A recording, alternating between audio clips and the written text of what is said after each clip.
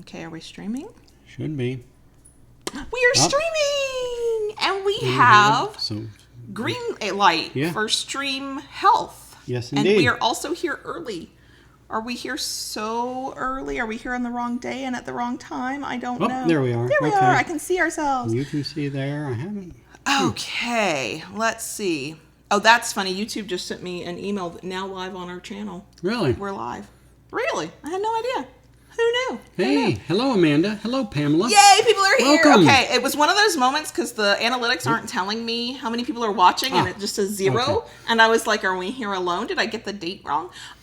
If you are coming later, we are, 7 minutes early? So if you come later, you're not watching live, just fast forward 7 minutes because we're going to bullshit for 7 minutes. Yeah. Because I'm not going to get started until noon. Hello, Connie just joined us. Hello. I'm so glad everybody's here. Yep. So some bullshit. We are... That seems wrong. We're going to bullshit for a few minutes is my point.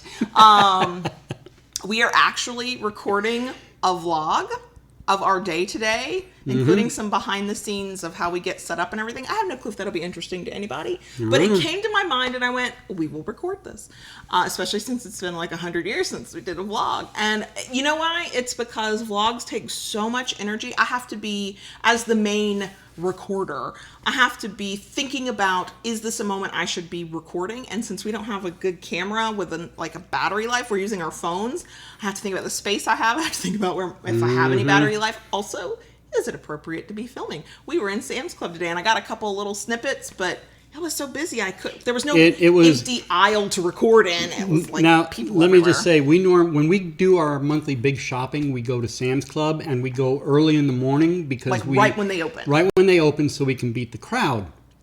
Well, they're talking about Dorian, which right now is heading towards Puerto Rico, but Floridians take notice of this kind of stuff, and Sam's Club was packed right from the get-go this morning, and they were loading the aisles. Any open spot in the aisle, they were loading with water. Mm-hmm. And as fast as they were putting it out, people were buying it.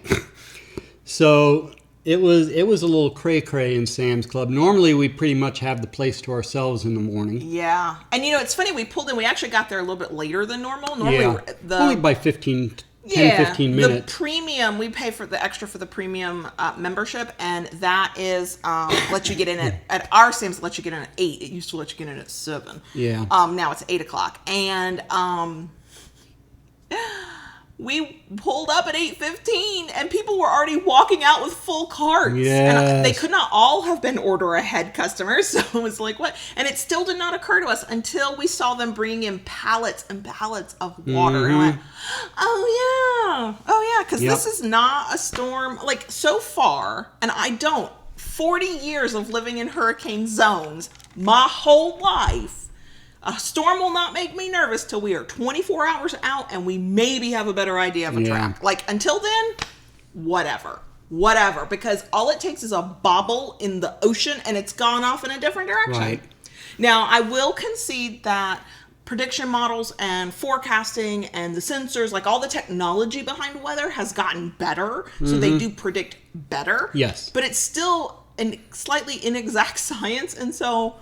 And when they tell me, it's going to be a cat 2, there are people freaking out. And I'm like, baby, cat 2? It's a rain event. You take precautions. You don't behave in a irresponsible way. Of course, we bought water. Right. We have batteries. We have things to charge up. Like we're doing that. We gassed up our cars. Yes. But I'm not going to sit here and sweat it. 40 years of it. I'm just not. Yeah. I talk about this all the time. Every time somebody's like, well, what about hurricanes? I was in a house that was already 30 years old when Ivan went right over the top of it. My mom was north enough in Katrina that they lost like fencing and part of their roof, but not in a serious way. And when I say north enough, I mean she was 5 miles from the Gulf, y'all. It wasn't like 2 hours in. She was just a few miles off the Gulf in Mississippi when Katrina hit. And it makes you take more precautions. We have finally, one time so far, we have evacuated. I'd never done that before until a couple years ago. Right. But I just don't get keyed up 5 days out. I'll prepare. I'll be responsible, but You do what you can. That's about it. Just another day in life in Florida.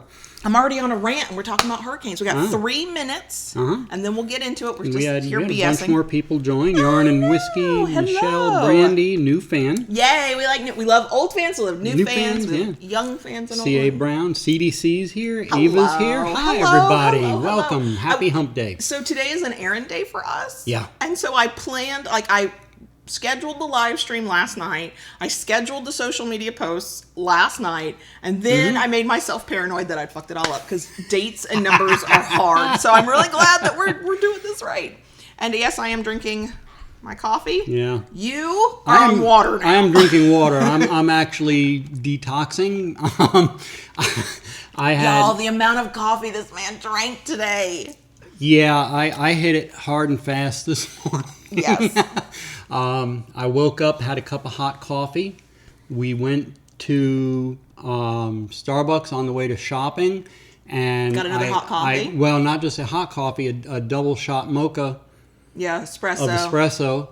And then after that, we still had a couple things to do. And I stopped and got a nitro cold brew. I'm telling y'all, I'll be peeling them off the walls soon. So I thought it best that for this, I probably get some water in my system at this point. We don't eat breakfast. We don't really intermittent fast because the coffee probably, with what we put in our coffee, it probably bumps our insulin up, our blood sugar up. But we do kind of fast. So we don't even eat breakfast. But we also, because of all the stuff we've been doing, we haven't eaten lunch yet. No. So I don't know where you would put lunch, all that coffee you drink. But I also don't think I would want to. Just want to say, I saw, Josie, there you are, new fan. Hello, hello. Eva's like, can your system handle water? He does well with water. Neither of us drink nearly enough. We are getting better at that. But I think it's a foreign thing to your system. But basically, you drink coffee and water. And we have our doorbell ringing. Okay, so I'm going to keep going, and I might be speaking in code. Hopefully, it is just the UPS or FedEx leaving a package, but I don't know. So, Saki. So we are going to delay a couple more minutes because we have somebody at the front door, and it's our neighbor who needed some help with something.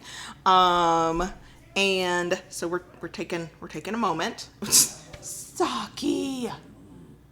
The dog he's got 1/2-inch hackles, y'all. They're raising. For anybody who is watching later and you fast forwarded 7 minutes like I told you to, give us 5 more minutes. Just saying, fast forward a couple more minutes. Because I'm going to let our neighbor not be at the front door, which is 15 feet away. And I know what John Brownstone's doing. He's guiding her a little further away, but we'll just be careful.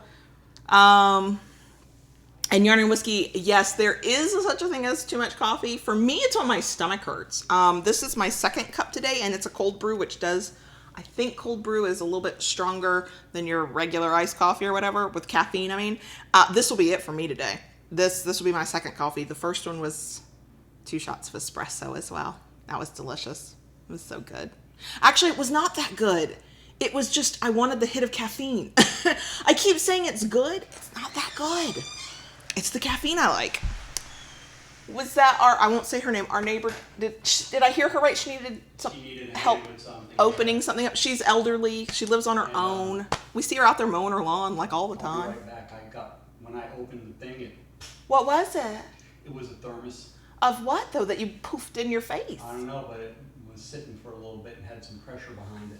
Oh, yes, please go rinse off. Yeah. We're a couple minute delay, y'all. Thank you for bearing with us. Let's see. Hey, Rachel. Hello. Anybody else I need to say hello to since we have time? We have so much time because I'm waiting because this day is wild. That's all I'm telling y'all. This day is wild. It is a big day. We did our errands this morning. We're talking about grocery shopping. We came home because it's a month's worth of groceries and we're keto. So that's a lot of meat, a lot of cheese, a lot of cream, a lot of those kinds of things. There's 20 minutes of processing it just to cut it all down from bulk packaging to here's what one family of 4 will eat. I did that while John Brownstone set up all this. We'll do the live stream. Then I've got some work to do. And then when the oldest gets home from school, then we'll go to the gym. Then we'll come home from that. We'll take a shower. Then we'll go out to dinner. Tonight's our eat out night as a family. We try and do that once every couple of weeks when we can. And then there'll be other stuff. Is there other stuff tonight? And somebody did ask in the live, the chat for us to talk about the first week of school or back to school. We will in the bonus section because I get to brag on the teenager. Yes. And I'm so excited. So, And you're back. I'm back. You're no longer contaminated with whatever that was. That was very kind of you to open her thermos. She's a sweet lady. She I like her. We haven't told her our politics, so she still likes us. Yes. She's told us hers because when you're old like that, you just do, I guess. So we just didn't tell her what our politics were. No. So she would continue to like us, but she is sweet. She's very sweet. Okay, we're here. We're gonna talk about what the topic is. Yes. And then we'll get into the act. I can start now like normal. Okay. Do your thing, and I need to when time Not comes. yet. Yes. I know. I'll give you the code. Yes. Okay. Go. Go, girl, go. If you're new here, it is both. It is and isn't like this every time. No. Okay, so our topic today is about stress and how it impacts your DS relationship. I don't think anybody is going to be shocked. It's not a revelation to go, do you know stress impacts your DS relationship? Y'all know. Y'all are well aware that it impacts our relationships, but we're going to talk about what we have learned for ourselves because since everybody, it's all that coffee you're doing, since everybody reacts to stress in a different way and because different things are stressors for different people, I don't feel qualified to go, oh, just do these 5 things. But I think we could talk about how it impacts us and maybe there'll be something useful in the middle of that. And also, if you, I want to give a shout out to, she goes by Rax Leanne, and she is lovely and wonderful. We chat on Twitter from time to time. She is a kinky patron on Patreon, and she kind of suggested this topic. She had something on her mind that she mentioned to us. She's going through some personal stress of her own, and she's struggling to not only feel her submissive self, but to even be able to kind of express it and get into it when the opportunity arises. And then, of course, the opportunity is rarely there because there's a lot going on. And so I figured it's a vicious cycle. It's a vicious cycle. So let's just talk about it. So thank you, Rax Leanne. If you want to be a kinky patron and do all the things kinky patrons can do, including get some direct access to us. And when you suggest a topic, the ones from patrons go to the top of the list is how we do it. You can join us on Patreon at patreon.com/KaylaLords. Link in the description below if you're interested. And yeah, so let's get into the actual episode. And you're going to write down your code that you do. See, he's doing his stuff. For anybody who does not know, this live stream is us also recording the audio for the podcast. Yeah. So we're doing 2 things at once. Okay. So real quick, one announcement, just the one. Today we are recording. It is Wednesday the 28th. Podcast listeners, the earliest you could possibly listen to this is Friday, August 30th. Our giveaway ends on Saturday. Yeah. The 31st. I know. That went by quick. Do you know, technically, if you go by dates, the 27th, which was yesterday on Tuesday of this week, that was our official that was our official date-wise, anniversary. that was our 4-year anniversary. This Friday, though, is week-wise our 4-year anniversary. 4 years ago, yesterday was the day you went into the closet. I know. And I didn't come out until you got me a good microphone. Oh, goodness. So, yes, the giveaway is, you've got a few days left. If you have not entered yet, it is not too late. I think there's technically, if you went through the entire list, you could have 49 entries. And actually more because there are ways to enter every single day. One, if you are on Twitter, there's a message you can tweet every day. I think is it Princess Aria? I think that's your handle, who is, and poor thing, every once in a while she goes, I'm not really spamming you, I'm just trying to win this giveaway. And then if you are not really on social media or you're not comfortable sharing, you don't have Twitter or whatever, we have a way that you can share content we've created one-on-one. So you just need to screenshot a text you sent or an email, Or if you're in some like secret groups online, you can share there and then like screenshot the fact that you shared it. You can block out your name. I don't care about that part. So there are ways to enter every day and you get more entries. And so there is time left. If you're watching the live stream, get on it. The link is in the description below. If you are listening to the podcast, link is in the show notes. Link is all over our social media. And just like go enter. Go enter, go enter, go enter. Okay. Yeah. And I'm not even going to talk about the prizes because I'll talk about the prizes. Go freaking enter. Okay. Yeah. Ben, you know about stress. Ben had a root canal. Yeah, no. And if you have any anxiety about the dentist, then it's even worse. Yeah. Okay, so here's what's funny. Before we even talked about what our topic would be today, we were already exhibiting all the things we do when we get stressed. So first of all, we have talked about in many like ridiculous amount of episodes getting out of sync or vanilla life getting in the way or your vanilla family like interfering with your kink and all these things that can derail your DS. Like we have talked about it and we always mention stress because stress is a fact of life. Things are going to come up, little things, big things. I always find that I can handle one big thing, like it can be stressful and it can be scary and it can be daunting, but I can handle it. It's when I get like 20 small things that all crop up. Yeah. Then that's when I start feeling overwhelmed.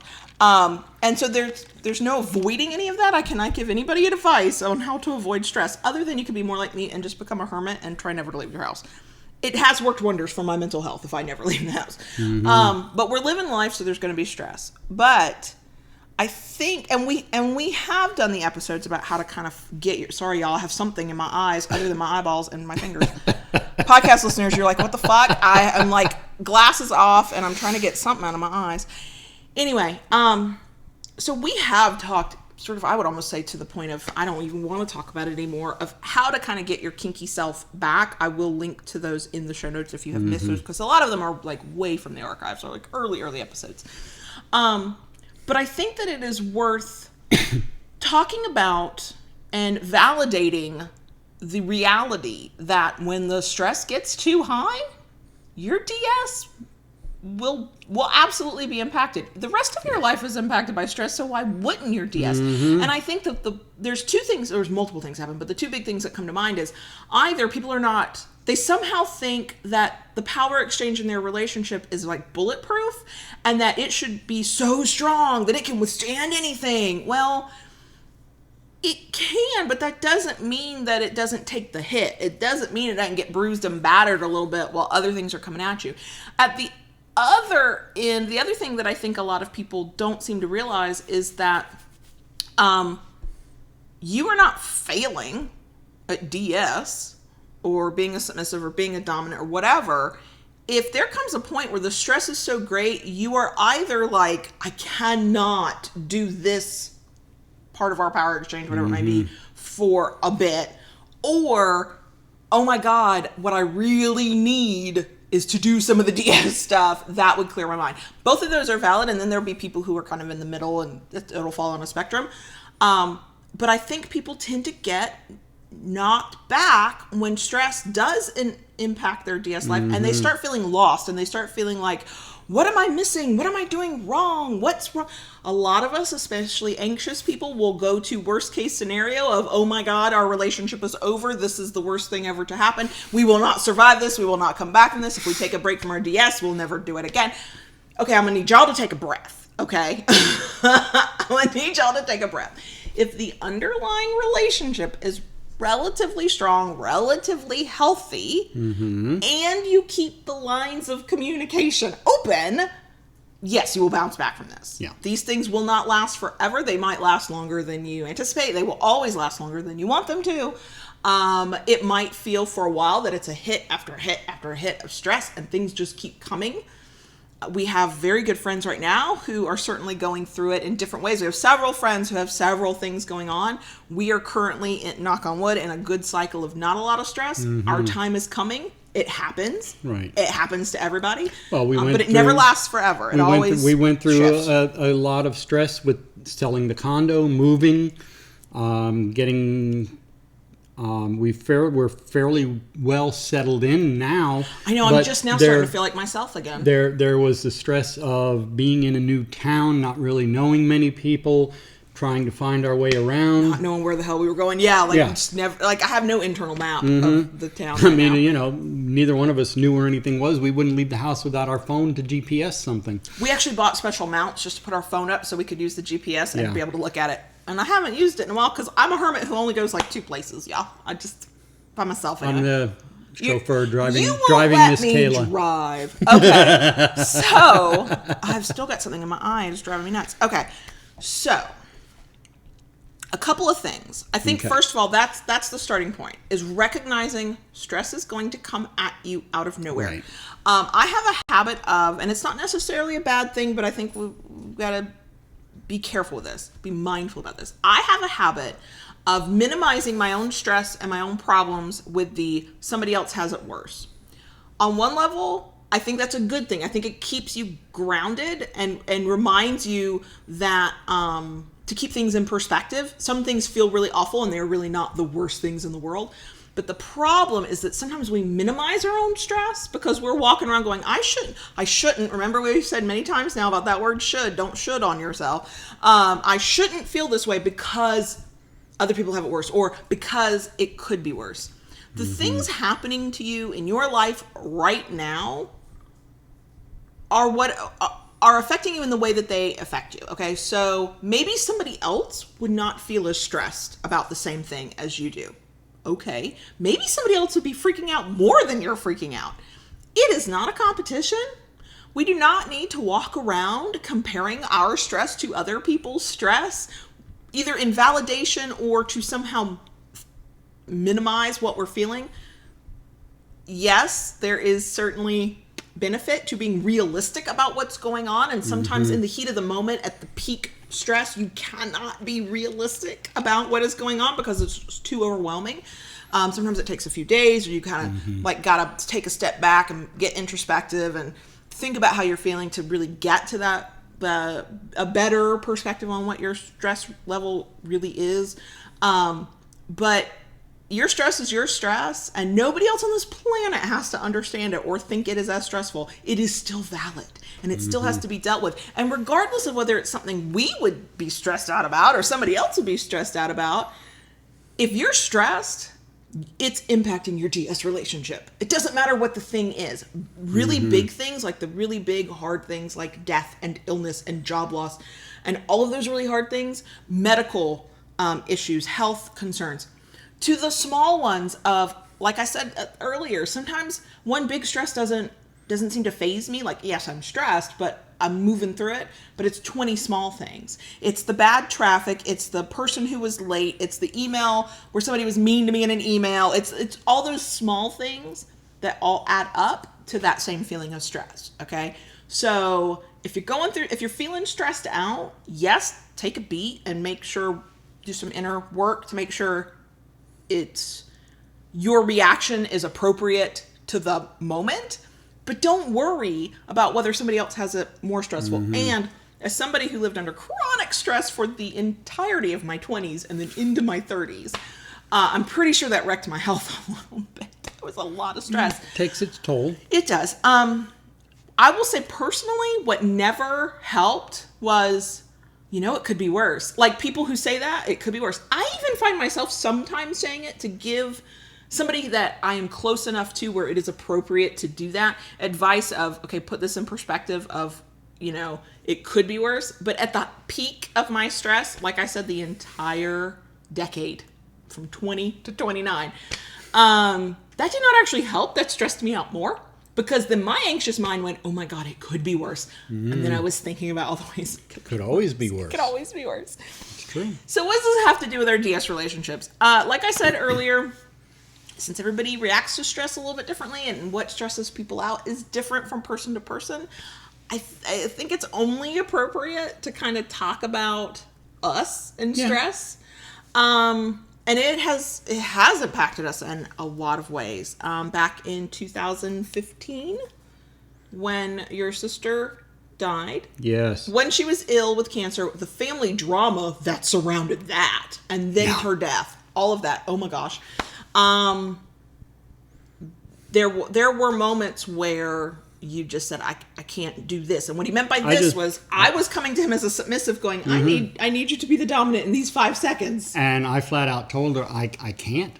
I don't have the bandwidth to even think about that right now. Exactly. Sorry, I got distracted for a second. Woo, I took a sip of coffee. That's all it was. And what I did, because it was fortunate in that situation, that while I was stressed because here's this new family I had sort of just met and they were going through this turmoil, it wasn't happening to me in the same way it was happening to John Brownstone, right? So what I was able to do was go, okay, let me step up as his partner and as a submissive. For me, it was both sides of myself. And okay, I will do things differently within our relationship to give him the space he needed, but in a way that for me made me feel like I was serving. So I started making more decisions. But you kind of went on into like an autopilot mode.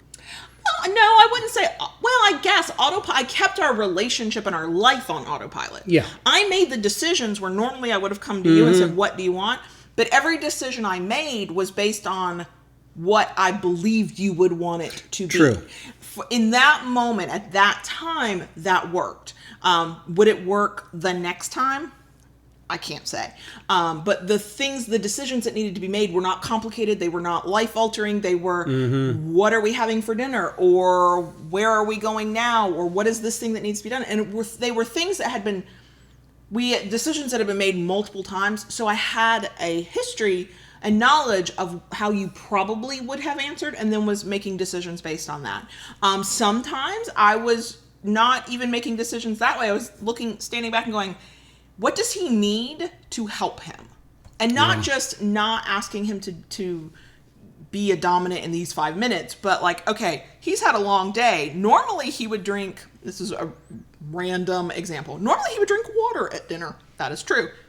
But he was outside and he was doing this and he was doing that. You know what? He really needs Gatorade. He needs this. Or, he would like this coffee. I know he would normally drink this coffee in the evening. I'm going to give him decaf because he needs to sleep. He doesn't need the extra caffeine. I was making decisions like that had I asked him, he wouldn't have even been able to answer me. He would have gotten frustrated. We might have even gotten into an argument because it would have been overwhelming to him. So to have me come at him as a submissive, wanting him to make a decision in those moments was not the right thing to do. I needed to back off. It did not mean I was any less submissive.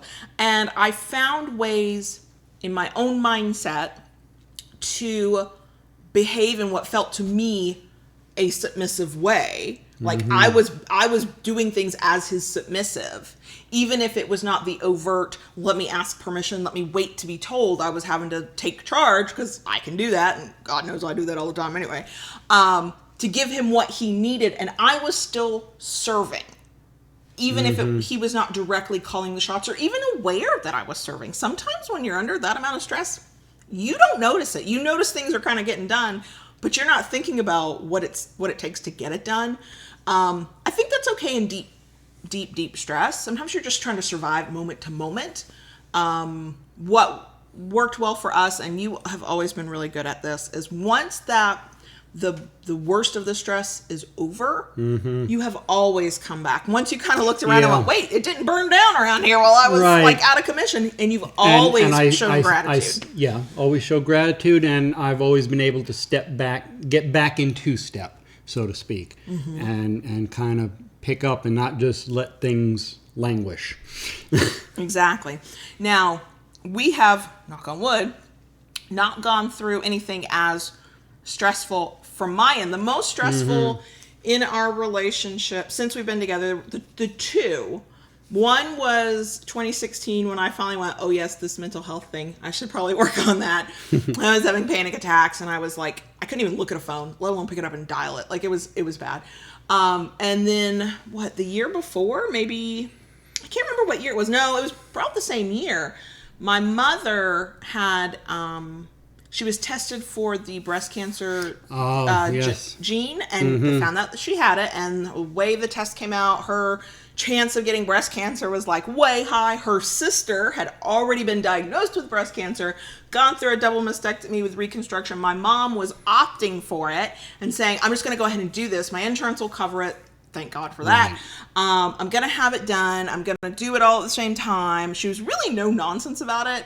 Outwardly, I'm pretty sure she was stressed out as fuck, because who wouldn't be, right?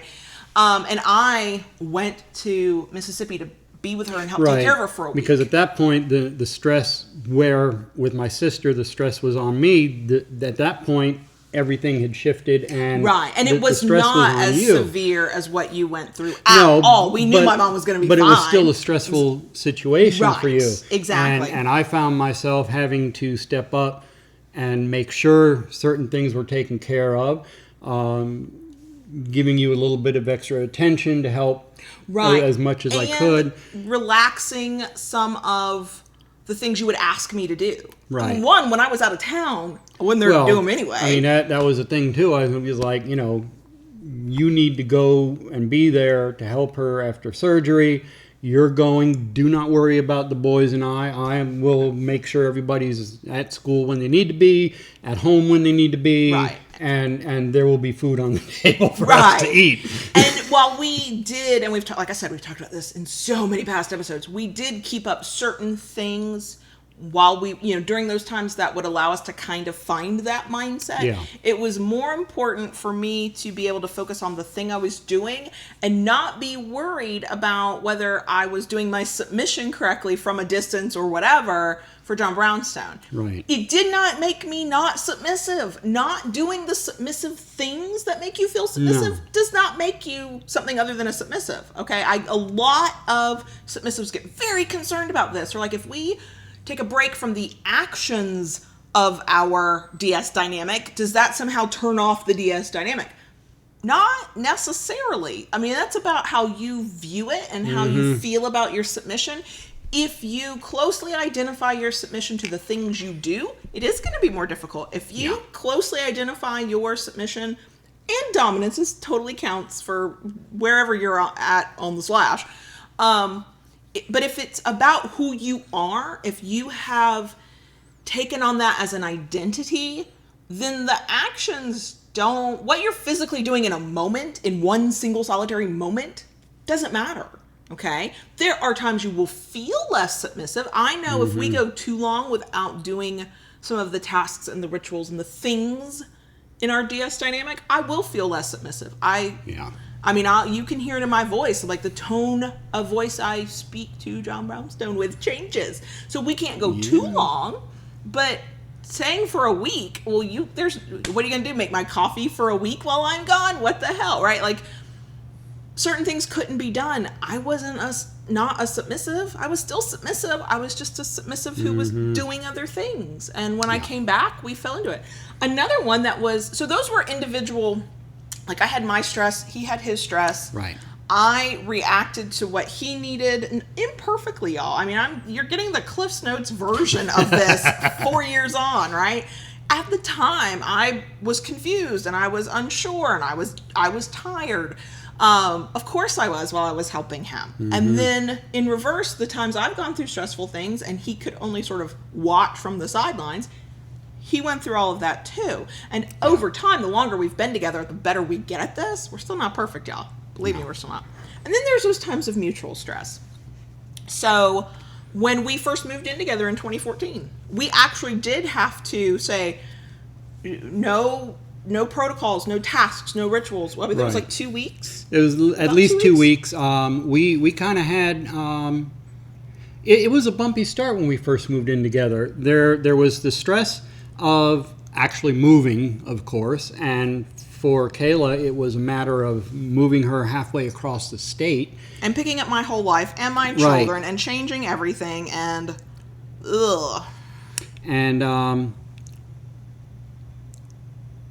what had ended up happening was the apartment I rented...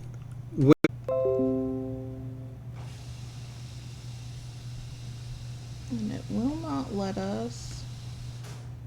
No data, stream health. It won't let me. Let me go live here. Start streaming. Start your encoder, which we've done. Okay. Okay, let me go here. I'm gonna make sure I'm doing the same one. It is. Yes. Okay.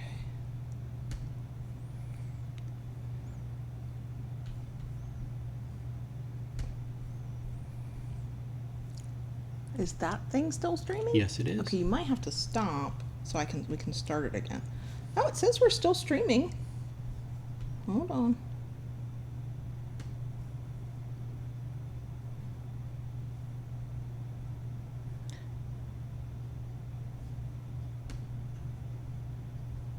I mean, I don't see anywhere to turn it back on. So then, yeah, I would stop it. Well, hold on. Let's see if there's anything. Well, if you stop, can you start again? Yeah, you can start again. It's just, why is it not? It says we're live, but it's not showing. Okay, primary stream. You're not receiving video data. Okay, so now go ahead. I would go ahead and start and stop. Stop it. Might have been back. You want to start again? Yeah, doing it now. Okay. Yeah, here we are. We're just making this up as we go along. We don't know if we're back, Ben. I'm not even sure you can hear me. Right. Are we streaming again? Take 25 at this point. Yeah, right. I am totally blaming it on YouTube, Ben. Yep. Not on our crappy internet. Okay. Okay, we don't know. Okay, Right, you can they hear hear us. us. Yay! Okay. All right, so yeah. We've got Okay. the green light that we've got good stream health. Do a dance. Oh, nobody wants to see me dance. You know what I hate? I totally lost my train of thought too. Yeah, we're back. Okay, Oh my so gosh. let me make a. I don't know what the heck is going on, y'all. We've probably confused it because we stopped, we started, we stopped, we started. Yeah, I know it's not, but here everything is showing like we're moving it normal. Okay, we Okay. just can't see. Yeah. Okay. If for any Alright. reason you can hear us but not see us, I would maybe close out and come back as long as Yeah. or stop it and start it again. We cannot see us moving. So, Right. I don't know. I'm not sure what's going on. Okay. Okay. So, what I know that I was saying last was that it's not about the physical things you do. For us, at least, it's about how we see ourselves as people within our relationship. Like that's why we can take a break and not worry about anything. If you have never gone through that, it is totally understandable that you would be nervous about that. And I think we've done an episode about getting back into your DS after a break. Yeah. Because if the break goes too long, you can sort of feel like you haven't, that you have, like you almost maybe like you've lost part of who you were, and maybe you've forgotten how things work. And it's like re-exercising and reworking a muscle. Yeah. Quick gym aside, we've been going to the gym now. We decided to do that. We've been 3 times. We'll go again today. And I'm working muscles I used to work all the time. And they're not as sore as they could be if I was like True. completely new to it, but they feel it. Like it's an adjustment. Your relationship is no different. So if you do take a pause, if you have to take a pause to get through the stuff in your life, as a couple or individually, depending on how long that pause is, you might have to transition back in. You might have to take it slow to get back in. If it's a couple of weeks, you are you're probably fine. Just hop right in, get back to where you were. It's cool. If you're into a couple of months, maybe even just longer than a couple of weeks, the time frame on that is up to you, like where you're comfortable. Like if you feel like you've lost some of it and you're not even sure what to do next, then you need to do a slower transition. Yeah. If you're like, oh, I could do this tomorrow, it'll be fine. Right. Then you might not. And like someone pointed out in live chat, sometimes breaks can be beneficial. And I have found that in certain things, even outside of DS. When I'm working on something and I'm especially if I'm having a difficult time with it, a lot of times I will step back and take a break for a while. Mm-hmm. And I found that when I come back to it, it's easier to get back into the routine. And I even find that there are, I've kind of lost some bad habits along the way. I know for me, I have an enthusiasm that I didn't. A little bit more of enthusiasm. I have noticed that coming back from a break on something, sometimes it's easier to get in step. Still have that muscle memory, so it's kind of easy to slide into it, but it's sometimes a smoother transition.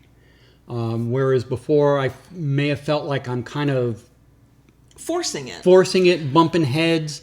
And I think that's a good indicator. Especially if something has thrown a curveball at you, whether it's something you deal with on an ongoing basis or it's like new, temporary, but maybe long lasting. If the rest of your life is feeling forced and you are telling yourself, again, if the word should comes out, I need you to take a breath, sit back, ask yourself if that's the right word to be using, because we can tell ourselves we have to keep moving forward doing this thing, and we can convince ourselves that if we somehow stop that we're failing, or that we'll never get it back, or that it means that we're somehow not handling the stress in the right way. And while a DS dynamic is work, of course, every relationship requires work. I don't care what your flavor is. And there are times where it will be difficult. It will be strenuous. It will be mentally and physically taxing. All of those things. Yes. It should not feel forced. The thing it should not feel is forced. And if you are at a point in whatever's going on with your life, together or separately, everything feels forced, that's a moment to call a timeout. Not a break, not a we're going to end everything. A time out to say, okay, something's not right here. Maybe it's the situation I'm in. Maybe it's the dynamic we have, that this dynamic fit the life we had, and it does not fit the life we have right now. Now, in a past relationship prior to you, I actually had a specific word in place that when that word was used, almost like a safe word, but a safe word that when used meant DS comes to a stop, step back and talk about what's going on. And you know what's funny? I know several people who have, at least in the past, I don't know if they still use it, have used that, and it works great for them. For me, that would never work because I'm always your submissive. Yeah. I don't, even when I'm having to tell you what to do, I'm still the submissive in this relationship. Even when you're like, I cannot make any decisions. Okay. So a timeout word for me won't work, because what you're saying is, stop being submissive right now. And I'm going to be like, can't. I guess I got to stop breathing, and that's not happening. But because that's how that works or doesn't work for me, I have learned how to, sometimes you wish I did not know this so well, to come out of the service role and go, here's what you need to fucking do. This is what we're going to do, okay? This is just real talk here. This is how this needs to go. Because in my view of my submission, and that's all I can really have an opinion on, y'all, it's not about the tone I use. It's not about what I'm in charge of in this moment. It's not about what I'm doing in this moment. None of those things make me submissive. I'm submissive because that's who I am, because that's how I function within the relationship. Because even if in this moment he's dealing with something stressful and I got to take charge, in the overall relationship, he's still the daddy. I'm still the baby girl. He's still in charge and I'm not. I'm going to defer to him every chance I get, even if for these 5 days, 5 minutes, 5 months, I can't. That does not mean that when it goes on too long, that it is easy to do. It is not easy, because you can feel like you've lost a part of yourself. You start, I know for me, I start sort of aching for the things that I don't have. When the stress hits, like during the move, I don't notice that. I notice the stress. I notice the day-to-day trying to get through, and I'm not noticing that I miss certain aspects of our DS. As the stress either normalizes or we start working our way through the stress a little bit, that's when I notice it. Yeah. And that's when and then at that point now I'm cranky because I'm missing a part of myself and we're not doing our normal thing. So I think that's big, like really big picture of stress and your DS relationship. Let's get into the details because it happened to us today. Yeah. And this happens, that's the other thing. So there's the really big stresses in life, and then there's the small little things. Totally small stressor that does not really impact our life today, but it was something we had to think about, was the fact that we decided to cram a shit ton of stuff into one day, right, on a day when we are on a very tight time schedule because we're recording this episode. Right. And so we decided, mutually we decided, that we would go to the grocery store and we would do this and we would do that and we would go do these errands and we would do this and we'd have to have these things done by this time so we could do the next thing, and we're only halfway through our day. And John Brownstone had 2 nights where he barely slept, and only last night finally got a full night's sleep. Yes. I am fine on my sleeping, but because it's a busy day, I'm not stressed out in a way like, oh no, I can't function, but I'm like on high alert. I'm very conscious of what time of day it is, what's next on our list, where should we be when. Part of that's my planner organizer self. Part of that's like my let's be as fucking efficient as possible. I don't have time to waste. So it's a different kind of stress. It's not the kind you usually associate with like really bad things happening. And so we're tense. Maybe tense is a better word. Yeah. When we are stressed together, and especially when it's the small, low-level stress, the daily things that kind of don't fucking matter, but it's just part of life, we get very cranky with one another. Yeah, I admit I do tend to get a little snippy. Very. And so I know, especially those of you who have watched or listened to us for a while, you know that we tease one another, and I say things that a lot of submissives are like, I would never say, but it's okay because he's okay with it, and blah, blah, blah. No. Well, you were a little bit more so with me today. I was. Because yesterday you were trying to talk to me about today. Right. And I was trying to be efficient and plan. Right. And that's what we normally do. I had gone on 2 days no sleep. Yesterday was day 2 of no sleep, and it was bad. It was it happens to me. Insomnia is something I've dealt with for longer than I can remember, and usually I can barrel through. This particular one was not one I could barrel through, and by yesterday, I was in rough shape. And she was, the day before, she was talking to me about topics and this, and my mind was in such a fog, I could not comprehend the simplest thing. I was in bed by 9 o'clock last night.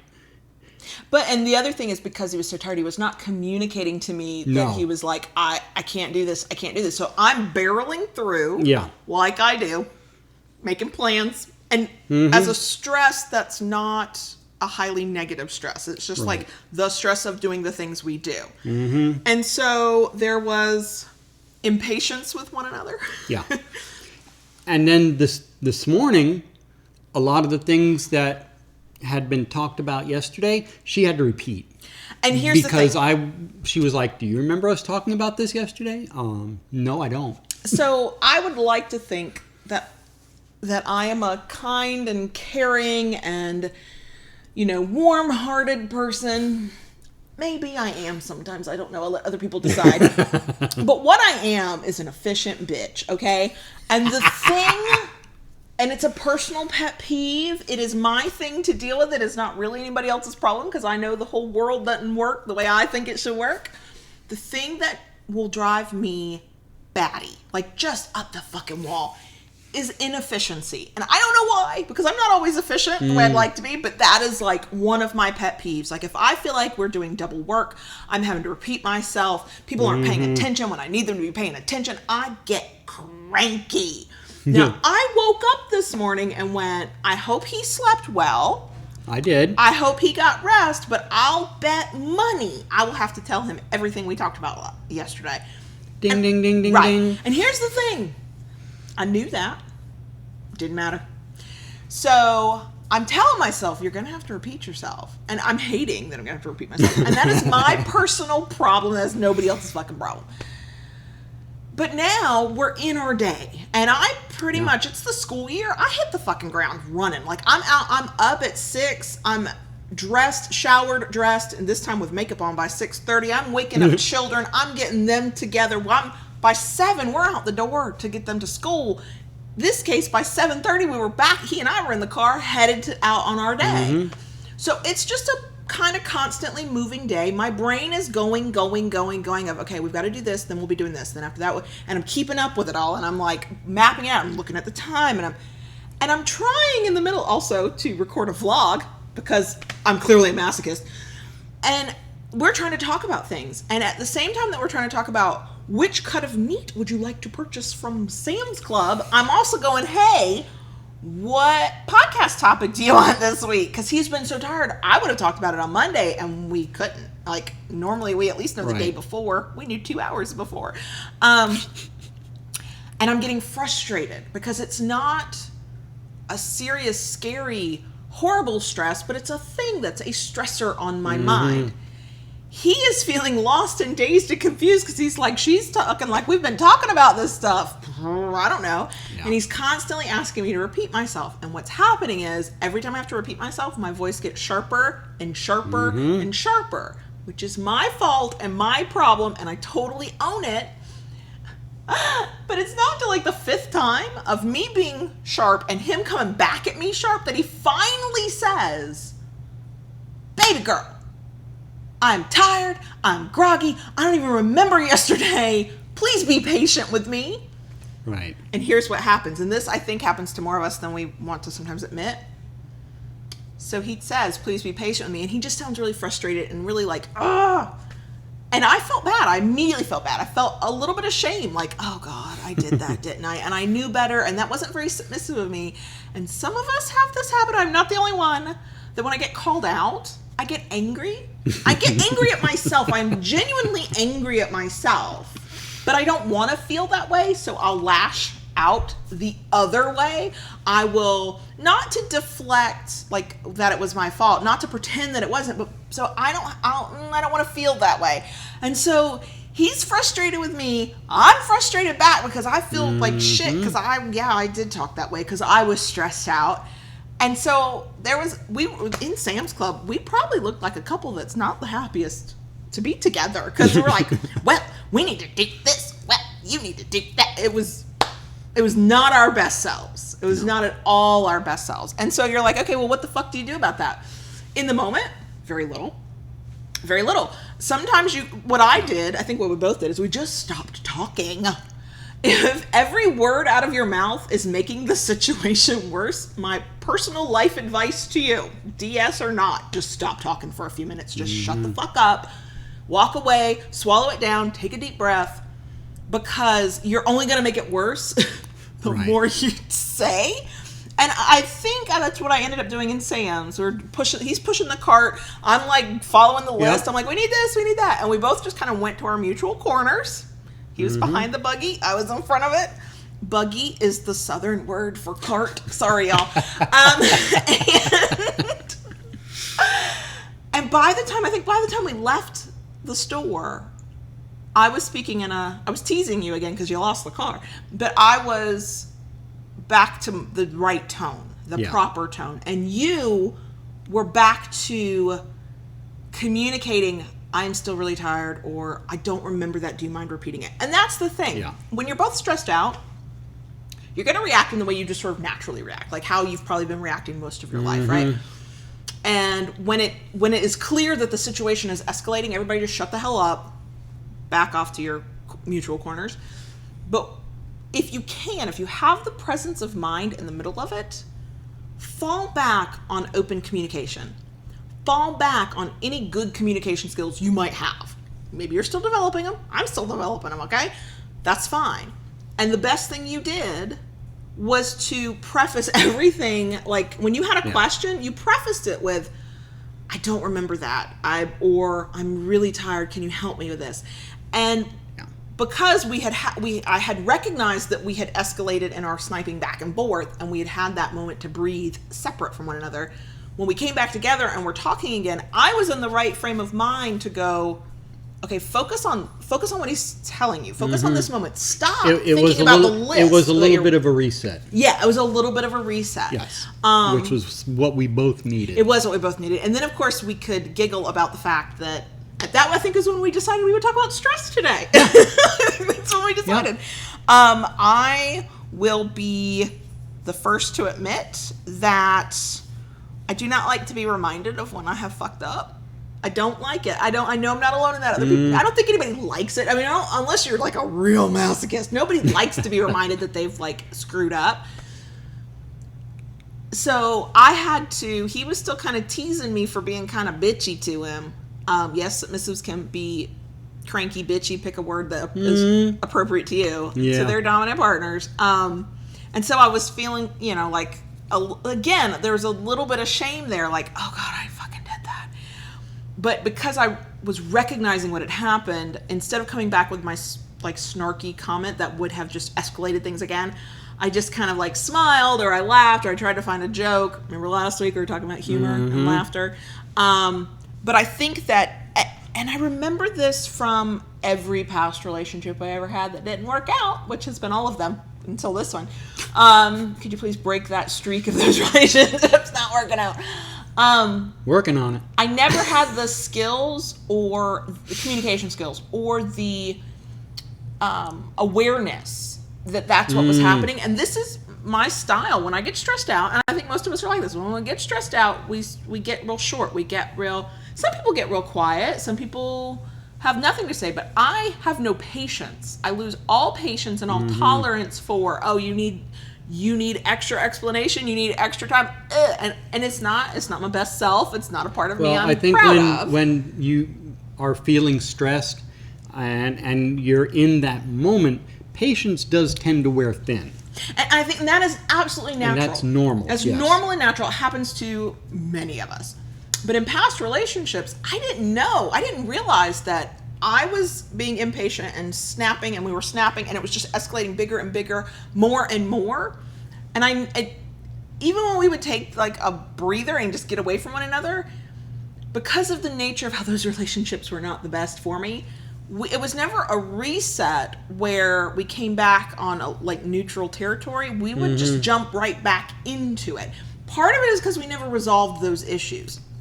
And if that's the kind of stress you're dealing with, where it's a lot of unresolved stuff, and every time you're speaking to one another on some level, whether you're physically together or it's just like over the phone or long distance or whatever, if you can never come back to a place of, okay, that moment was not great, but maybe we can try this again and let's reset and let's, see what we can do. That does happen. And the stress at that point then compounds itself because you're stressed about whatever's got you stressed out about. And then because it's life, there's more stuff coming at you to stress you out. Now you're stressed out about your relationship. And you're not communicating as well as you'd like to. And you don't feel like you're being heard. There's a good chance your partner doesn't feel like they're being heard. And you're talking at one another and not to one another. And I think that happens in every type of relationship there is between people in general. There comes a point where things are going on, and that's what you're doing. You're talking at one another. If you can recognize that that's happening and do your best to go, whoop, time out. I'm going to go this corner, you go that corner, let's take a breath.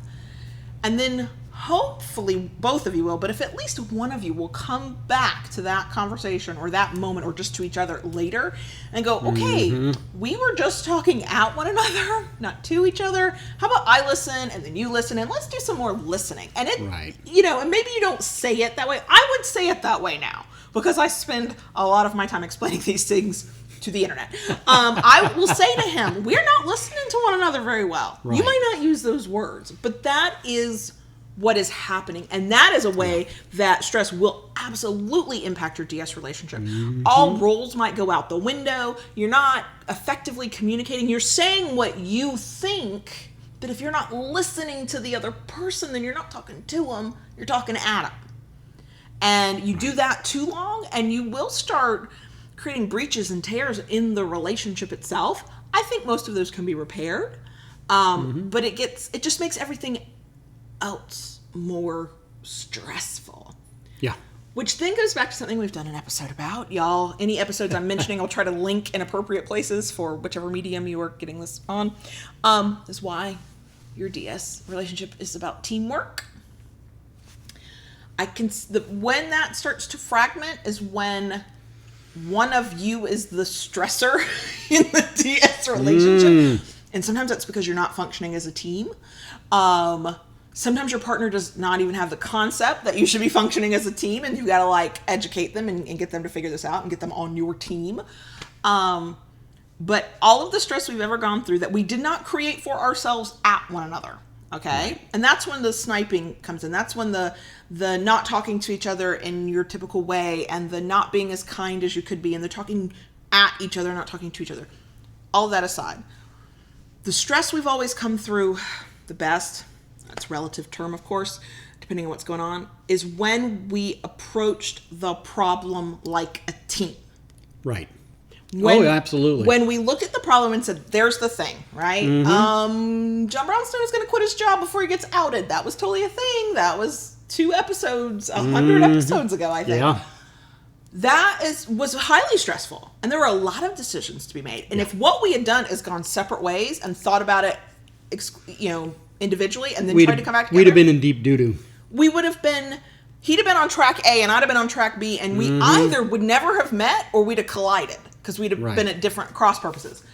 What we did was we said, okay, this is our problem. This is our life. This affects our world. Right. What are we going to do about it? Yeah. And I think that people going through stress, dom, sub, I don't care where you're at in there, you'll see something that's happening with you. Maybe it's a family member sick. Maybe it's your job has been lost. You've just lost your job. Maybe it's your health. Yes, those things are absolutely happening to you. But they are, in their own way, happening to your partner as well. Okay? In a different way completely, but everybody's affected. So instead of trying to... Well, stress knows no bounds. Isn't that the truth? And even if you think you're containing the problem, your stress is bleeding onto the rest of your relationship, on every relationship you have with every human being on the, that you know. Okay, this isn't just a DS thing. But in DS, if you sit down with your partner and say, look, this is the thing I'm dealing with. How can we deal with it? Now, first of all, be very, very concerned if your partner's like, what this is your problem. That person is not playing on your team.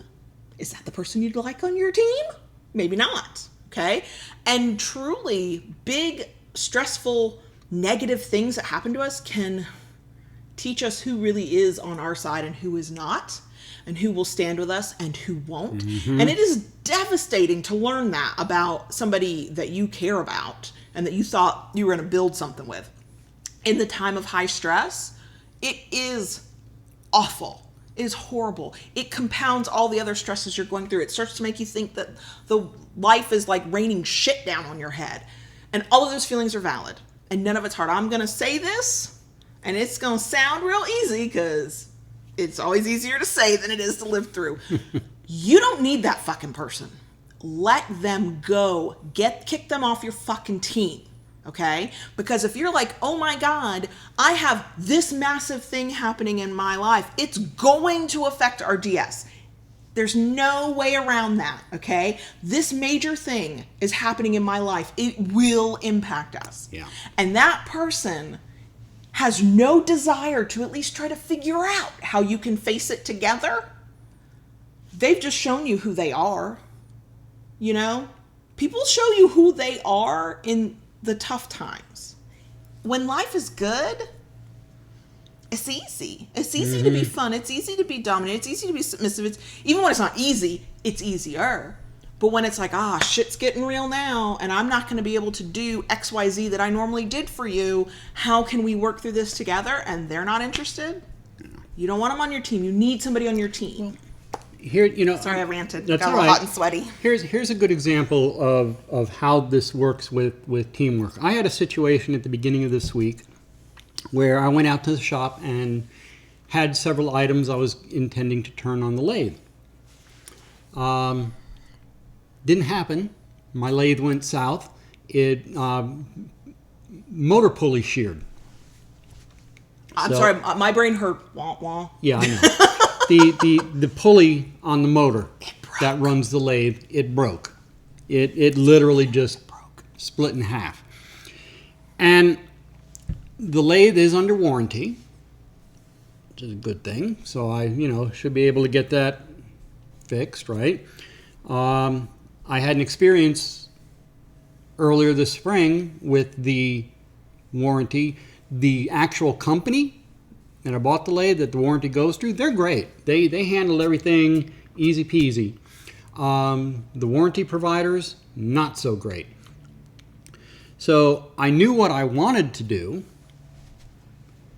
which I have some mechanical experience. I took the part off. I know I can put it back together and fix it.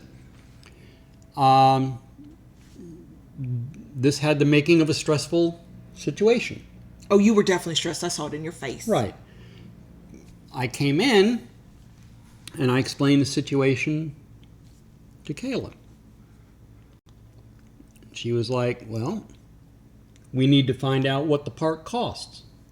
Yeah, I went into analytical mode. It was Right. great. which was great because this was heading in the direction I wanted it to go.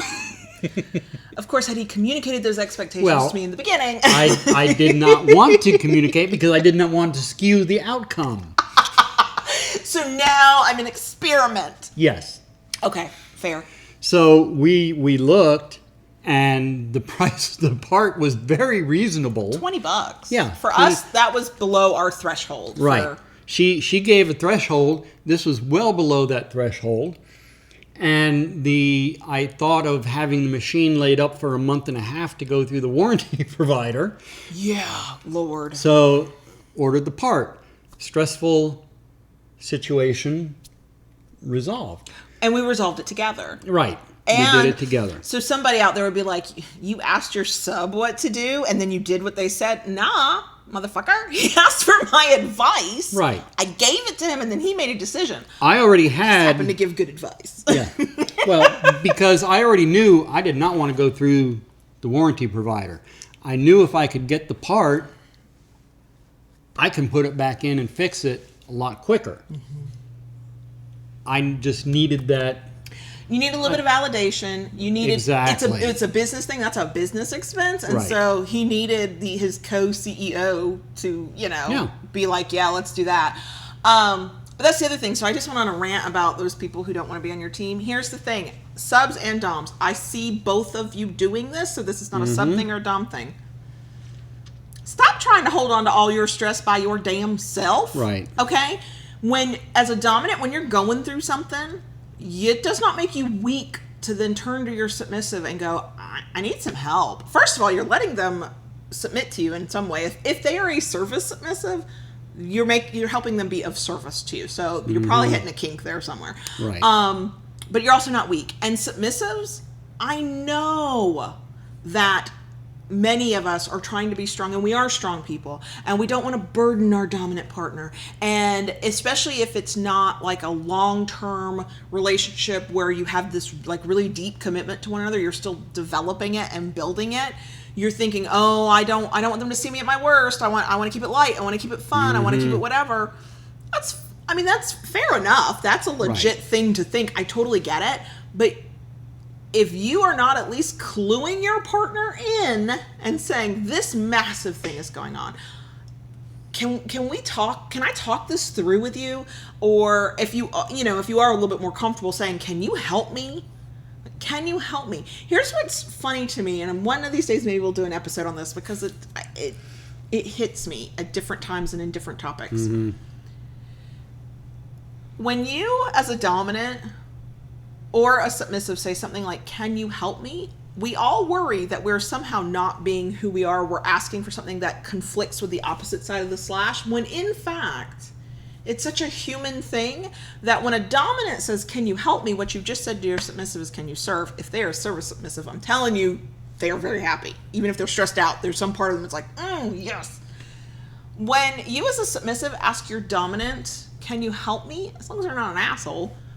They're being put in a position, maybe not of power or control, but of maybe leading, of guidance, of, depending on how they view dominance and what like hits them well, of nurturing. Like dominance, some dominance, I'm not, no blanket statements here, but many dominants want to take care of their submissive, just as submissives want to take care of their dominance. We do it in different ways. We think of it in different ways. It hits different parts of us on different levels, but it's a human thing. It's not a dominant thing or a submissive thing. It's a human thing, especially in a relationship that hopefully has some kind of bond and you're growing close in. Yeah. So I don't care which side of the relationship, and switches may know this even better because you're going back and forth in different ways. It's a human thing. You are not less dominant or less submissive when this happens. So please stop that. All you're doing is hurting your relationship, because either you are trying to now hold it all together because you did not bring your team member into the problem to try and face it together, and you're dealing with your stress, whatever the thing is that's going on around you, right? And you've decided, I know you because I get your messages and I stalk you on Twitter. You have decided you have to somehow keep it all together, and you have to keep your DS going the exact way it's been going. Yeah. So if you don't, you are a failure. Bullshit. Clue them the fuck in and face whatever the stress is together. Yeah. I mean, it makes it so much easier. And what you think is a looming mountain may only be a molehill. All right? I mean, what that did to me, coming to her and explaining to her what was going on with the lathe, all right, I was looking at a number of different things that were going on. Yes, the machine is under warranty, which is one of the reasons I bought the machine. So I know anything truly major will be taken care of. This is a minor thing. Is that worth tying the machine up for a month and a half to have them replace a part? But by going to her and explaining to her what was going on, the ramifications, possibility if I work on this, it could void the warranty, it could do this, could do that. It gave me a sounding board from the outside to better base my decision. And here's what's funny on that. So the way he explained it to me, he was very intense. It was a very serious decision we had to make because he was stressing out about it. He wasn't like going off the rails stressed out, but it was a stressor. It was a thing that could be potentially not great. And he wanted my input. And I went, well, this is what I would do, right? Because I am not as attached to that stressor as he is. I have some distance. I'm not a completely objective third party because if he ain't working, he ain't making nothing, whatever. But I wasn't like deep in it, right? So he's like really intense, like leaning forward, and here's the things, and here's all the things I've thought about, and here's all this, and it's like it's just deep explanation. And I went, well, just do this. And it was funny because it tracked with what he was thinking anyway. He went, oh yeah, and you could actually see him visibly relax. Like his shoulders were going higher and higher up around his ears, and they just fell, and he had been sitting really straight on his stool out in the garage, the shop, and he just sort of sat back, and I watched him take a breath. Yeah. And it was funny because I wasn't thinking about it in the moment. It was like, that's right, because for you, that was a highly stressful moment. Right. And for me, I didn't feel it as much. Because of what happened, it also triggered what happened prior to this. When the lathe went down the last time, the parent company sent the part in a heartbeat. Yeah, we had it in a few days. Wow. The warranty provider, they would not respond to email, text, or phone calls. Once they realized that they weren't going to get paid by the parent company because they did the process incorrectly. Yeah. So yeah, I mean, my whole point to this though is that you're the one living with the problem or thinking about what the problem could be or seeing what the outcomes could be, and that stress is ramping up, and it is starting to feel bigger and bigger and bigger. And whether it is legitimately like a massive problem or it is something that just feels big right now because it's you're living with it and you're facing it, bringing in your partner and getting them to give you their opinion or talking through solutions together or just letting you talk it out, like maybe not saying anything and just letting you talk it out, can turn down the heat a little bit. It can, sometimes things that felt really big in the moment, once you kind of work them through with somebody else, they're not as big as you thought they were. Or there's a simpler solution than you were even envisioning. Right.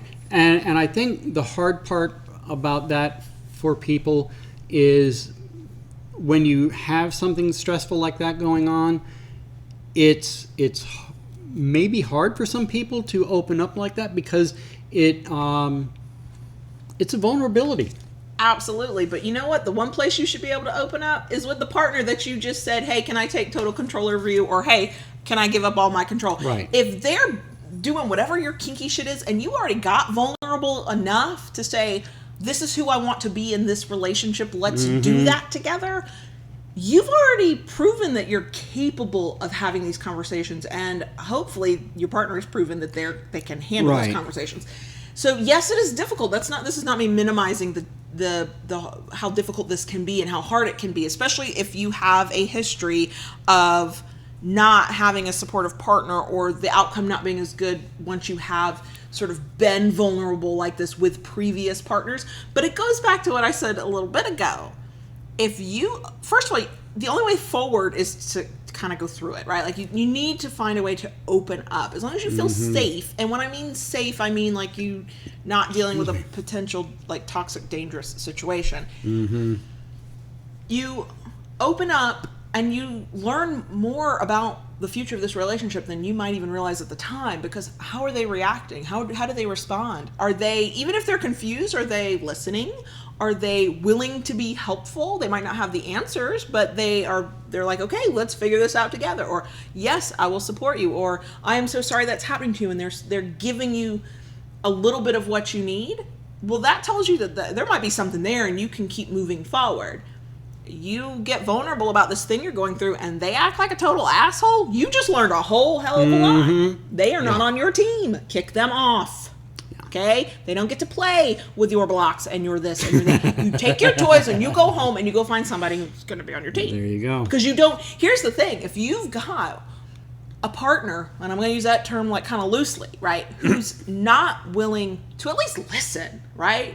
Maybe not have answers, maybe not have solutions, but just listen and be there for you and try in the way that they're capable of supporting you through this stressful time. That's only going to compound itself. Because the stress you're going through, big or small, will probably get worse before it gets better, typical of stress. And it won't be the last time you feel stressed. No. And so you're dealing with this outside stress, and you know you don't have the support of the person that you're depending on in your power exchange. Like, if what you're looking for is a partner you can depend on in your power exchange, then y'all got to be on the same team. You know, I've known people who were play partners that were more decent people to their play partners than I've seen in some DS air quote around relationship. Like, you know, and here's the thing, not a good partnership doesn't have to be one where you plan on getting married and living together forever, or that you're deeply in love with one another. That kind of partnership just comes from a place of mutual respect and caring for the person that you're with, because you genuinely don't want them to be a miserable human being. You want them to have a healthy, whole, full life. And so while I know many people who listen to us or watch these videos are thinking of long-term loving DS relationships, I think this shit still applies even if that's not what you're trying to develop. If you're trying to develop some form of relationship, maybe without sex, without romance, but it's that deep connection of a power exchange, it's a relationship between two people. You are interconnected. And so therefore, if they're going to be your dominant or your submissive, there is a responsibility on either side of the slash to the other person. And so we can't fix each other's stress. Many times there's nothing that the other person can do to make that stress go away. There just isn't. But just knowing that she has my back makes is all a the big difference. help. It makes all the difference in the world. I know that if something stressful hits me out of nowhere that will impact him on the periphery, of course, because we're married and we live together and our lives are intertwined. But when I know that something stressful goes down, a client doesn't want to work together anymore. That's money out of our pocket. That's going to stress me out even a little bit. I know he's the first person I'm going to. And he might not have a single answer for me. I don't always need him to have answers. You know, I need him to support me. I need him to listen to me. I need him to be a sounding board. I need him to tell me what he thinks. I need him to know what the hell is going on. So when I freak out over something small and inconsequential, he knows it's actually because I'm stressed out about that big thing over there. Yeah.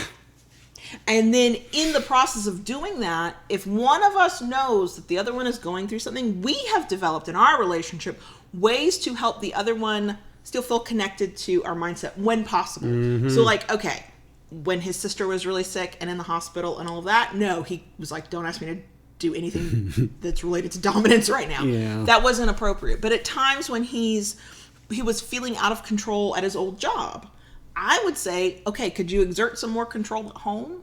Let me help you feel your dominant self, because you feel like absolute crap when you're at work. So when you come home, this should be a place where, to the best of your abilities, you can exert that authority and that control and that power in more ways than you normally would to hopefully help offset that. Submissive's the same thing, can be true for you. Talk to your partner. If you are having to take control in one area of your life because of the stress you're under, it's hard to feel submissive. It's hard to shut that off when you come home. Especially if you're working outside the house, or I say come home for me, and it's like when the day is officially done. And you step away from your desk. When I finally sit, like 9 o'clock at night, when I finally get up from my desk. And so some people create rituals to shift the mindset. Some people just add more tasks. Some people do more kinky fuckery. Like, it's going to depend on what works for you and how your relationship works.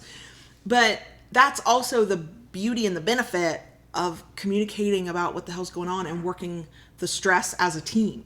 Because you will, between you, it'll be a lot of trial and error, but you will figure out in this particular stress or in this particular time what you need, what the other person needs. You will not get it right the first time. You'll fuck it up. It's okay. You will try something and you'll both be into it, and then you'll try it and you'll look at each other and go, no, that didn't work. I mean, we have learned under like when my anxiety's high, you can't come at me with a spanking. I don't have a pain tolerance, truly. And my mind can't shut off. When I'm in one set mindset, I can't handle this, or I'm in another, I can't handle that. But we had to learn that by trying it. Yeah. And then me going, no, that did not work. And then us talking about it as soon as we were able to talk about it. Because sometimes you won't be able to talk about a thing right when it's happening. There's too many emotions. There's too much going on in your head. You got to take a breath. You got to walk away. You got to have 5 minutes to yourself. You got to do whatever you've got to do to be able to breathe and think through it. But then you should always come back and go, oh, we tried that, right? Yeah, that didn't work. Let's not do that again. Or let's not do that in those circumstances. We do that a lot. Yes. We'll try like a new form of play, or when we did wax play, and we'll try new toys, and we'll just sort of play with them thinking we know how we're going to enjoy them. And when we're done and it's at the right time, we'll do a debrief. And I'm like, if you change the angle here, if you did it this way, if we did it at this time of day, if we tried this, like it's a feedback thing. Yeah. It still holds true when you're trying to deal with stress. Actually, I would say you need to communicate more when you're dealing with a stressor in your life. And I think it's a fallacy to say that stress will automatically bring you closer in your DS relationship. I think it's how you navigate stress in your DS relationship that can bring you closer. Because if you have been developing your communication skills with one another, even if they're not as great as they will be a few years from now, when you rely on those and you lean on each other as best as you can in the way that works for you, because you know you're on the same team, and then you get through the stress together, it's after that particular stressor is kind of, you're past it or it's normalized for you, that's when you see that it strengthened you and that you've grown closer. And what that does, hopefully, depending on the next stress, because every stress is different, the next time something big hits, you've got the experience from the previous time and then everything else that's happened in between, and you can build upon that, and you have a foundation to start from of, okay, this is what worked last time, let's start here, let's have this conversation. What can I do for you? What do you need? And it might sound, maybe it sounds overwhelming to people, but for me it's a comfort. Every experience we go through as a couple is a learning experience. I don't always see it in that moment, good or bad. I'm not looking at it that way, but when I look back, I go, okay, what's the lesson to take from that? And then I just apply it to the future. And it's how I've gotten better and more comfortable with my communication He's gotten better and more comfortable with his. We can now, in the middle of a stressful moment, when one of us is being not so nice to the other one, we can actually stop each other in mid-conversation and go, I know what's happening here. I can't seem to stop myself, but I know what's happening. And it all just builds upon each other over time. You never get it completely right. It's never perfect. You will always fuck it up. There will always be something new to kind of whammy you a little bit. There's always a monkey wrench to get thrown in the gears. Right. But you know what? As you go forward in the relationship, working together through the small stressors and the big ones, the stress doesn't become easier, but navigating it with a partner you can depend on and trust does. Goes a long way, yeah. Because you start noticing problems in the past and you can stop them sooner. Like when something big happens to one of us, we know to stop. Go talk to the other one. Like that's the first thing we do. Even if we don't get any answers or comfort or whatever we need, that's what we do. We get each other on the same page so we can move forward together. But that's why this is a journey. It's a process. There's no destination here. There's no point when you're like the perfect happy DS couple. Like this doesn't fucking work that way. It's a process. We've been together 6 years now, and we can still bitch at each other in the middle of grocery shopping because one of us is stressed out. But we can also recover from it much, much faster. Yeah.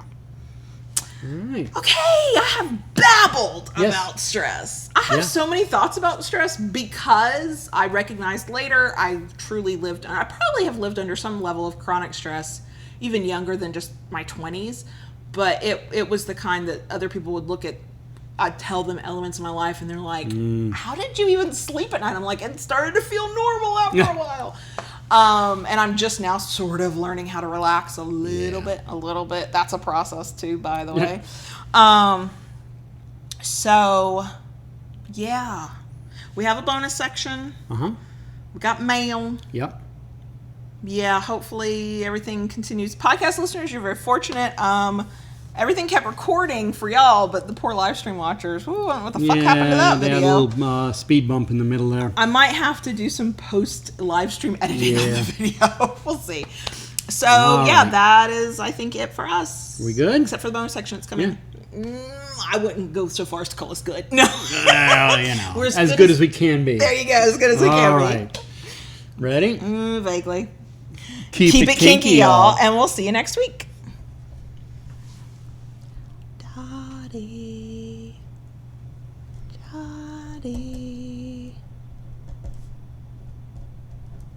Yes, baby girl. Can I please talk to the crickets? You like talking to the crickets. I love talking to the You crickets. do. That's my favorite part of the whole week. Ah. I know. I feel like we should do more on Patreon so I can talk to the crickets more often. Yeah. I just want to talk to the crickets. Can I please talk to the crickets? Talk to the Yay! Yes. Okay. Ooh. I was wondering how long it was going to take you to catch on. To actually ask, yeah. Okay, real quick, our Patreon shout out for this episode. The episode.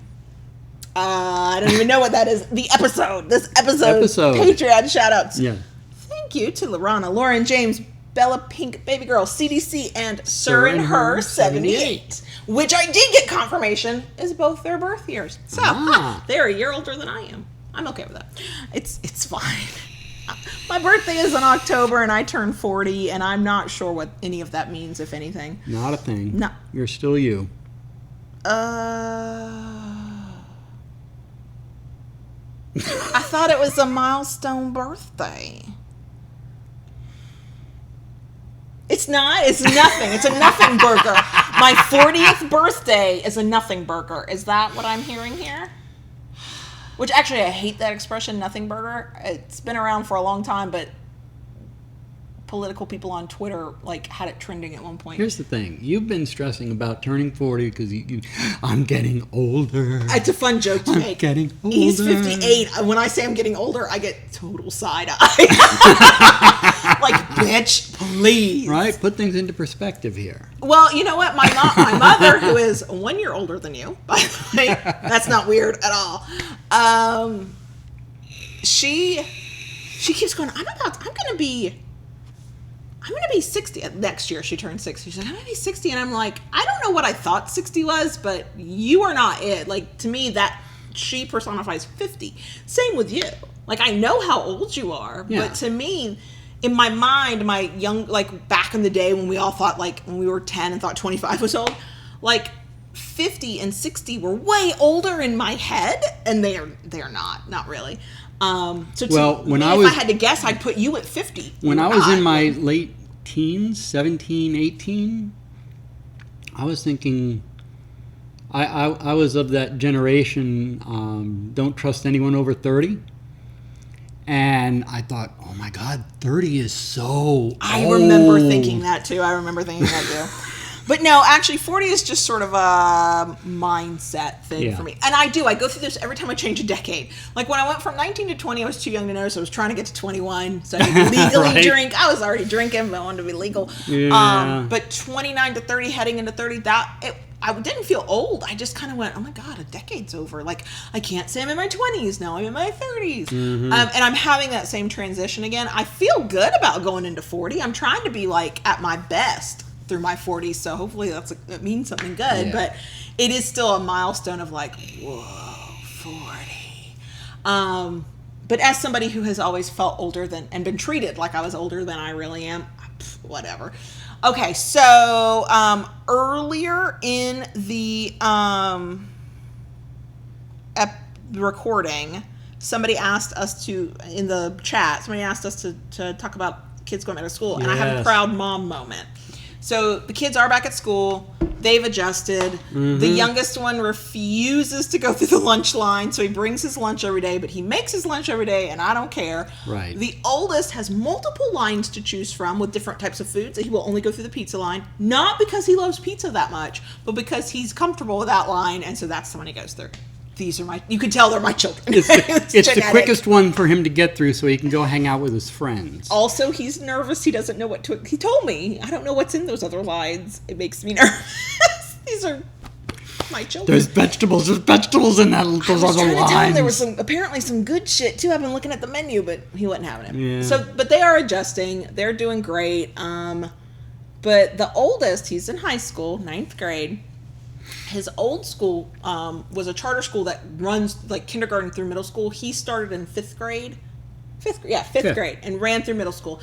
In his 8th grade year, he was in all advanced classes, and 2 classes had a end of course test. Right. That's how you got high school credit. And we thought that only the courses that offered those tests transferred high school credit to the student if they passed.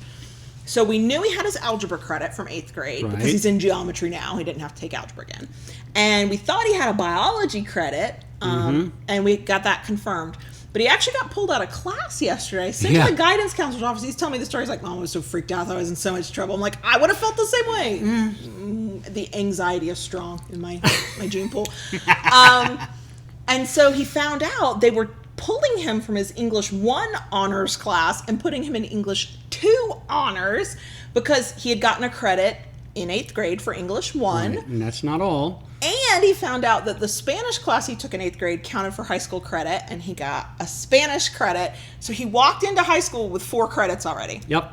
He was like, Mom, I've already got this, and they're bumping me, and they're doing this. And I was so excited. Yes. I have learned with him not to get over exuberant in my excitement because he really hates that. He's like, Mom, you're so embarrassing. And I there are times I'll do it playfully, but this was one of those times I wanted him to sort of revel in the accomplishment that in 8th grade he did well enough that he and was in these classes, he got these credits. His goal of doing dual enrollment and getting maybe out of high school either earlier or with like this crazy weighted GPA has potential. Right. And so this was not a time I was going to be goofy and like embarrass him with my pride and excitement. So I kept it low key, but it was like proud mom moment. He was so happy. But now he's like, oh my God, my English 2 class, I'm the youngest one in there. I'm like, yeah, they're probably all sophomores. I'm sure they are. He's like, yeah, they're all older than me. And he's at that age. That's a very important thing. I'm like, dude, I promise you, by the time you get like to your mid to late 20s, it doesn't fucking matter anymore. Well, what kind of hit him at the start of school was when he was at the other school, being in the middle school, he was at the top of the food chain. Yeah. Okay, and he looked down on all the little kids coming into band and all the other stuff. Yes. I'm taller than you, I'm better than you, I'm Yeah. older than you, I'm smarter than you. And I kept telling him, dude, you're going to go to high school. This is going to happen. It's going to change. And he is now at the bottom of the food chain again. Yeah, he is. You know? But he's doing okay. He's Yes. making friends in band. Yes. He's making friends in his other classes. And he's also learning some of the ridiculousness of high school. Like a couple of his classes, they haven't actually done anything for the first 2 weeks because they've had substitutes because the teacher left or was asked to leave. You never know which. And there's been no replacement yet. So he's doing great. Somebody else asked about our escapades in the gym and how that's going. We have been members for 1 whole week as of the date of this recording. And we have, I think, wisely taken it slow. Yes, we've not tried to overdo it. We have actually been 3 times, which is our goal at this point, to go 3 days a week. We've got those days staggered out. It's Wednesday, Friday, Sunday. And not try to overdo it, just to ease into it, because just like everything else, just like we talk about starting out DS, you don't want to jump in too fast, too quick, and overwhelm yourself. So we have started out slowly. So far, it's going fairly well. We have had a little bit of soreness. Not too terribly much. No, and part of it was we did take it very easy when we finally got on some weight machines, and we took the trainer. We went through the orientation that the trainer at the gym offered. We haven't taken any other classes with her yet. We liked her; she was really cool. Yeah. But we went through the orientation, and she said, work to your fitness level. Don't worry about what anybody else is doing. She said, and I had heard this before, but it's always good to have it reiterated. She was like, if you're trying to build strength, to tone up, lighter on the weight, higher on the reps. If you're trying to bulk up, build muscle, flip that. And we're not here to bulk up. I would just want to tone what up. I can tighten. For me, I've lost a lot of weight. A lot of that bad, the visceral fat that was around your organ, your tummy in the organs, stomach, and I'd like to try and tighten my core, strengthen my core a bit. And I don't know what this apparatus is called. I'm going to try and describe it. Anybody who goes to the gym, either in the chat on YouTube or tweet at me or something if you know the name, because I don't know the name. But it's not a machine. It has no pulleys or levers or anything. It's a stationary thing, and you put your forearms and elbows on these pads.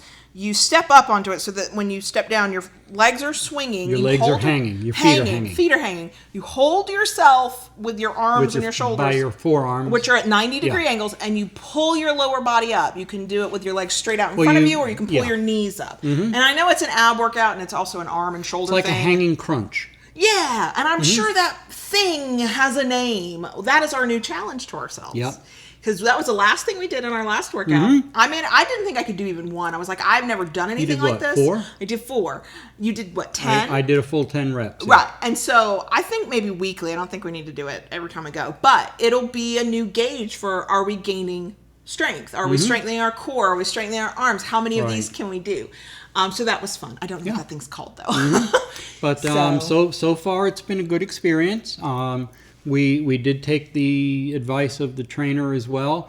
Last couple times we went, before we jumped into the workout, we did a little cardio warm up. 5 minutes on the elliptical. 5 minutes on the elliptical. Because if you do the arms and legs, it's a whole body warm up. Right.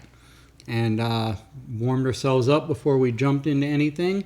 And so far, it's been a good experience. I know. We were really slow last time, but we were also navigating these machines. We were like, how does this work? We did see later we may have done one machine incorrectly. That's okay, whatever. It's funny. The oldest, we were telling that at dinner that night or whatever, he's like, I said, we saw later that somebody else was doing it differently. Possibly, We possibly did it wrong. And he was like, total teenage moment. He goes, I would be so embarrassed I'd never go back to that gym. I'm like, dude, we're in a contract and I pay money for this. We're going back. Right. Nobody came up and was mean to us. Nobody laughed at us that we know about. So whatever. So the gym is good. We are going this afternoon when the kids get home from school. It's Wednesday, and then by Friday we'll figure out a time, and then Sunday. Blip, blip, blip, blip. But today is a very busy day, so but we are still going to the gym. We're making it a priority. And that's the thing. So somebody's going to say to me invariably, how do you find time for all these things that you do? I don't find time, I make time. So it's not that I have more time than anybody else. It's not that I'm somehow superhuman. I'm not. What I then have to do is go, okay, if I'm going to make time for this thing, what am I giving up? And giving up makes it sound like you're sacrificing. I do less. I have things that for me that to not do them is not a sacrifice. So I don't watch a lot of TV. I mean, we will binge watch shows from time to time. We have shows we like. We have movies we like. But I don't watch a lot of TV. Even though it's sometimes difficult, it is actually a wonderful thing to get off of social media for a while. So that is kind of easy to sacrifice an hour of scrolling through Twitter to go do something else. And I also have to just tell myself, you can't do all the things you want to do every single day. Like, I don't go to the gym 5 days a week or 7 days a week because ain't nobody got time for that shit. I'm going 3 days because I'll prioritize time on those 3 days. Some of my little craft things I do, I only do 1 or 2 days a week because that's when I know I can. If I can do more, great. But that's the time I prioritize.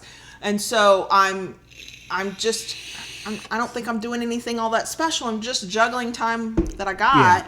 To try and fit into all the things, but I'm out of that mindset of if I like it, I have to do it all the time, or I have to do it all the time so I get to some goal faster. Like, this is a step-by-step kind of thing. And so I give up other things to do some things, and some things I don't we care went about into doing. it, like I said, we made a tentative plan for when we were going to attend and how long. I think that was key too, deciding before we started what our plan was and we be. also went into it with the realization that this may not work and we may need to tweak and adjust as we go. But you know what I found, and I don't think it always has to be a DS relationship. I think if you have a friend that you can do this with, somebody that you're close to, somebody that you trust, doing these things is easier when we do them together. Yes. Because we rely on the other one.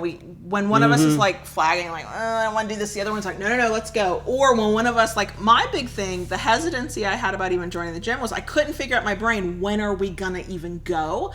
And if I didn't know when I was going to go, then I didn't want to commit to it because then that would feel like pressure once we signed the paperwork and said, we'll do this for a year.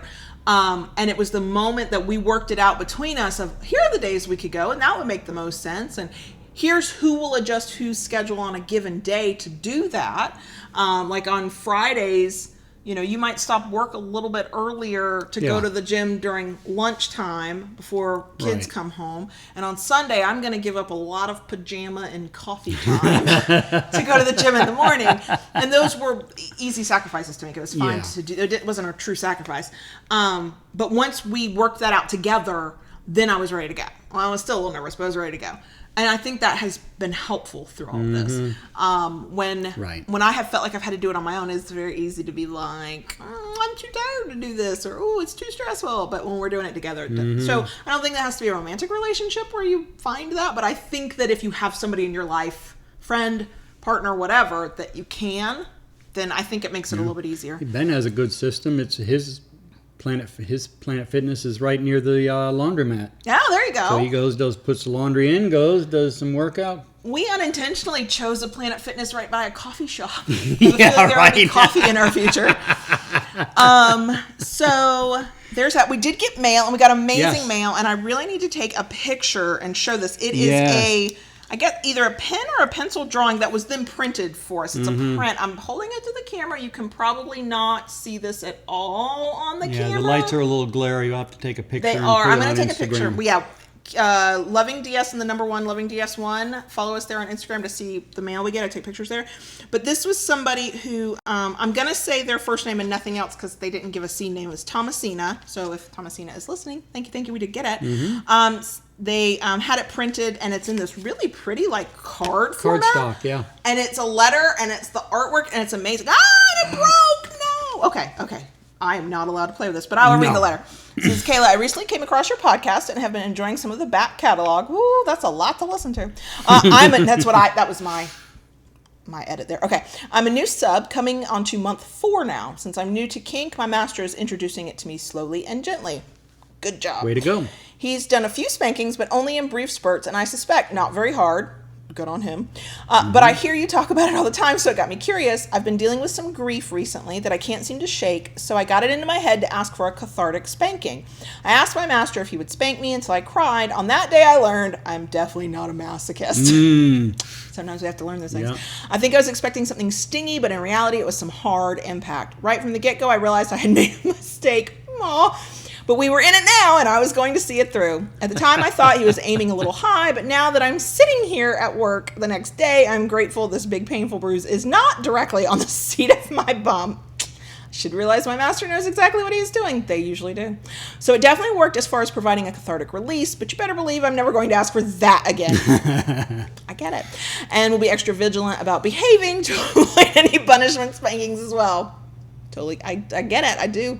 So I just wanted to share that anecdote with you. Thank you. This sketch that she sent the print of is one of my favorite of my master's. I like it because she's a thick girl, and she is. I like that. And because I know he drew it just for me. That's right. I had read this and I'd forgotten. Her master drew this. He is poly, so when he sends me sketches, I always assume he also sent it to one or more other people. But in this case, he had sent me a preliminary drawing first, and there were no glasses. She is wearing glasses, by the way. He added them later, and when I noted that, he said, if I'm going to turn you on, I should remember what you like. She says, I have a thing for people in glasses. Let me push up my glasses here. So I knew that this was a sketch just for me. Thanks for the podcast, and keep on keeping on. This is amazing. Yeah, thank you, thank you, Thomasina, for this. Thank you for the print of this picture. That is amazing. I will take a picture and put it up on Instagram. Yes, you can follow us on Instagram. We are very even if that's your vanilla account, we are very circumspect. I do not tag people on Instagram unless I'm sure that they're like comfortable with it. And I don't, especially as the Loving BDSM account, I don't go commenting on people's accounts because I don't know if your grandma or your kid see it. So you can follow us in a vanilla way if you feel comfortable with it. But I will take a picture. And Thomasina's partner is very talented. This is really cool art.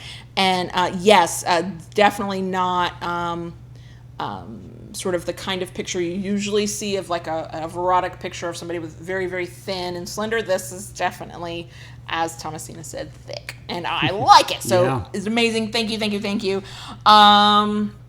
There's so many other things we could be talking about, but we have other things we gotta go do. So we love you guys. Thank you for watching on YouTube. Thank you for listening in the podcast. Reminder, go enter the giveaway. Even if you entered days ago, and there's probably a way to enter. There is a way to enter again to get more entries. And thanks for sticking with us through our little stressful moment when the live stream died. Yes, nothing like making the topic be about stress and then the live stream not working in the middle and it being stressful. And things happen. And that's us this week. We will see you next week. We will be around. We will be here and there and everywhere. We love you guys. Thank you so much. Without y'all, I'm just a crazy lady talking to myself. Thanks for taking the time to spend with us. Because it's a lot of time. We've been streaming almost 2 hours. Yep. Sorry, y'all. We love you guys. We'll see you next week. Bye.